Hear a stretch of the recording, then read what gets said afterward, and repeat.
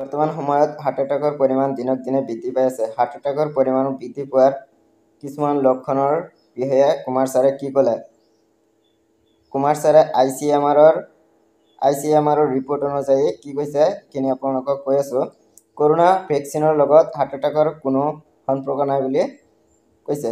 Heart এটাক হোৱাৰ 7টা কাৰণ আছে বুলি তেওঁ উল্লেখ কৰিছে। কাৰণসমূহ হৈছে লেজি লাইফষ্টাইল অৰ্থাৎ আৰামদায়ক জীৱন যাপন কৰা, সূৰ্যৰ পোহৰত নোযোৱা মানুহ।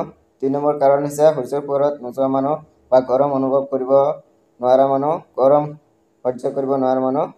3 নম্বৰ কাৰণটো হৈছে পৰ্যাপ্ত পৰিমাণৰ টোপনি নোযোৱা লোক, মিনিমাম 8 ঘণ্টা, 7 পৰা 8 ঘণ্টা টোপনি নোযোৱা লোক।